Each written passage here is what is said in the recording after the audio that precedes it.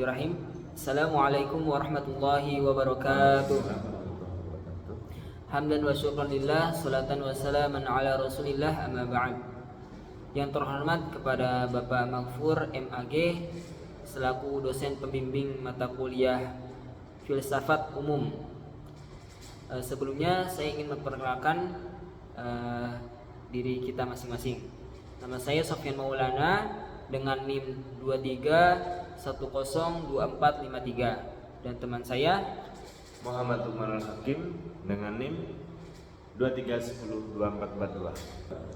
Ya, pada kesempatan kali ini kita akan membahas sedikit tentang cabang-cabang utama filsafat. Ya, jadi di cabang utama filsafat itu sendiri terbagi menjadi dua, ada yang bersifat umum dan bersifat khusus. Yang bersifat umum ini terbagi menjadi dua lagi, yaitu ada filsafat teoritis dan filsafat praktis yang nantinya akan dijelaskan oleh Mas Lukmanul Hakim. Kepada Mas Lukmanul Hakim dipersilahkan. Nah, secara umum filsafat terdiri dari dua, yaitu filsafat teoritis dan filsafat praktis. Yang pertama, filsafat teoritis merupakan sebuah pendapat atau gagasan yang bersifat ilmiah. Contohnya ilmu fisika, ilmu matematika, dan ilmu metafisika. Yang kedua, ilmu filsafat umum, filsafat praktis merupakan suatu konsep pelajaran yang bersifat realitas atau mengaplikasikannya dalam ilmu terapan. Contohnya ilmu etika dan ilmu ekonomi. Dari cabang umum tadi ada cabang-cabang khusus yang lain. Ini nanti dijelaskan pada teman saya, Sofyan Maulana. Monggo Mas Sofyan. Ya, baik. Di antara cabang-cabang filsafat ini yang termasuk filsafat teoritis dan filsafat praktis itu ada 6. Yang pertama itu ada ontologi atau cabang filsafat yang pertama, bisa disebut juga dengan metafisika umum.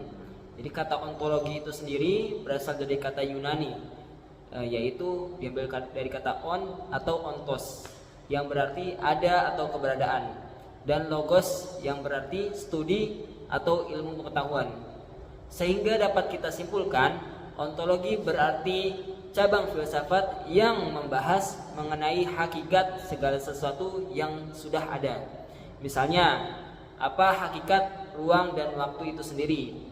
Terus, apa asal mulanya alam jagat raya ini, dan pertanyaan-pertanyaan lainnya. Jadi, ontologi ini membahas tentang segala sesuatu yang sudah ada. Jadi, kenapa alam jagat raya ini bisa diciptakan gitu? Kan itu udah ada tuh, kenapa? Jadi kita bertanya-tanya. Yang kedua itu ada cabang filsafat epistemologi, yaitu cabang filsafat yang kedua. Kata epistemologi sendiri berasal dari bahasa Yunani, yaitu episteme yang berarti pengetahuan atau ilmu pengetahuan, dan logos yang berarti pengetahuan atau informasi. Sehingga dapat kita simpulkan epistemologi berarti cabang filsafat yang membahas tentang pengetahuan. Misalnya, apa asal mula pengetahuan kita? Terus bagaimana cara kita mengetahui bahwa kita memiliki pengetahuan? Dan yang terakhir, bagaimana cara kita mendapatkan pengetahuan itu sendiri?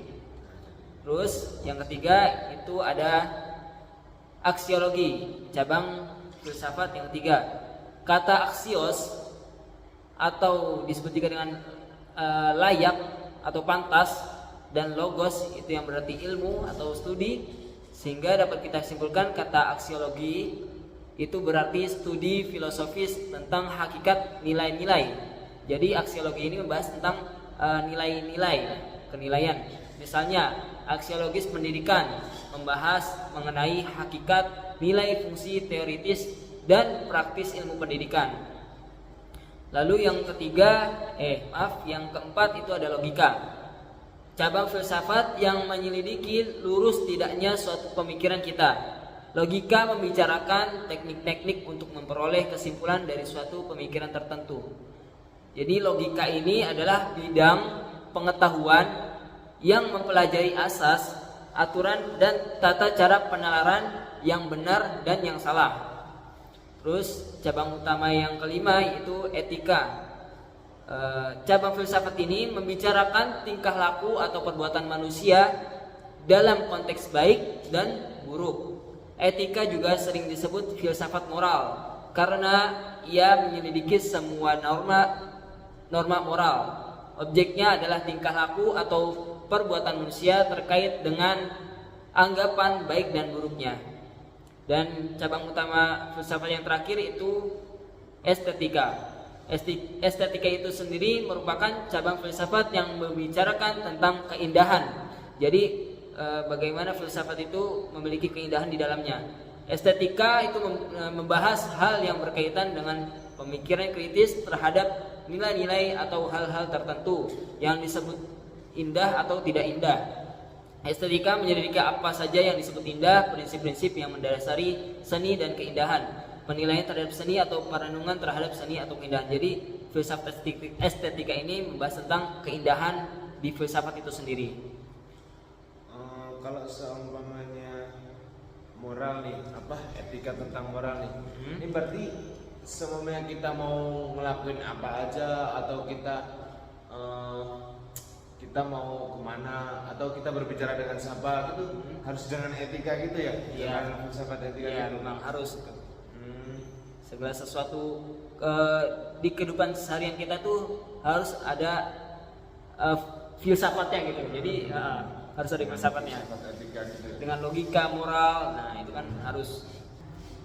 Ya baik, alhamdulillahirabbil alamin. Itu tadi podcast dari kami mengenai cabang-cabang utama ilmu filsafat. Mungkin ada kurangnya kami mohon maaf. Wallahu muwaffiq ila aqwamit thoriq. Wassalamualaikum warahmatullahi wabarakatuh.